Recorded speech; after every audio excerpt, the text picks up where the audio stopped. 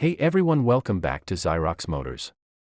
Today we're talking about one of the most legendary Japanese sports cars ever created. The Toyota Supra 4 Malawian Quaches. A car that became famous for its insane tuning potential, legendary 2JZ engine, and unforgettable presence in car culture. So sit back, relax, and let's uncover the story of the Toyota Supra 4 Malawian Quaches. For decades, sports cars were built to follow rules. Power, handling, comfort, reliability. Most manufacturers focused on balance. But during the 1990s, Toyota created something very different. A machine so over-engineered, so durable, and so powerful that even decades later it still dominates car culture around the world. This is the story of the Toyota Supra 4 Malawian Quaches. Back in the early 1990s, Japan was entering the golden age of performance cars. Nissan had the GT-R. Mazda had the RX-7. Honda had the NSX. And Toyota needed something that could stand above them all. Not just another fast coupe, but a machine capable of becoming a legend. The result was the fourth-generation Toyota Supra, also known as the 4 Malawian Quaches. Released in 1993, the car immediately looked different.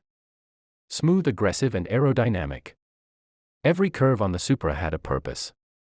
Toyota engineers focused heavily on reducing drag, improving airflow, and creating stability at high speed. But the real magic sat under the hood. The legendary 2JZ engine. Specifically the twin-turbocharged 2JZ GTE. A 3-liter inline-6 engine that would eventually become one of the most respected engines ever built. Toyota engineered the 2JZ far beyond normal expectations. The internals were massively strong. The block could handle huge amounts of boost and power without braking. While most sports cars struggled under heavy modifications, the Supra seemed to welcome them. Tuners quickly realized this wasn't just a fast car. It was a platform capable of insane horsepower. Officially, the Supra produced around 276 horsepower because of Japan's gentleman's agreement.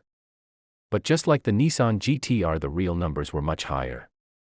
And once modified, Supras started producing 600, 800, even over 1,000 horsepower. The automotive world realized Toyota had accidentally created a monster. Despite its power, the 4 Malawian Quaches Supra wasn't only about speed. Toyota also focused on balance. The suspension, handling, and weight distribution made the car stable and predictable. Drivers loved how confident the Supra felt, especially at high speeds. Then came Hollywood. In 2001, the Fast and Furious franchise introduced the orange Supra, driven by Paul Walker. Suddenly, millions of people around the world became obsessed with the 4 Malawian Quaches. Overnight, the Supra transformed from a respected Japanese sports car into a global icon. Car culture exploded. Street racing games, movies, internet forums, and automotive magazines pushed the Supra deeper into legend status. For an entire generation, the 4 Malawian Quaches became the dream car.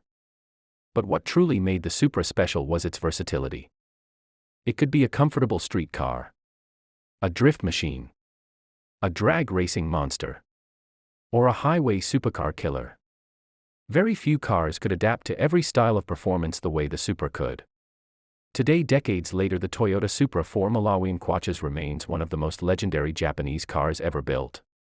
Prices continue to rise. Enthusiasts continue to chase them. And the sound of the 2JZ engine still sends chills through car fans around the world. Because the Supra wasn't just another sports car. It became a symbol of an entire era. An era where Japanese manufacturers were building machines that could challenge the biggest names in the world. And the Supra stood at the center of that movement.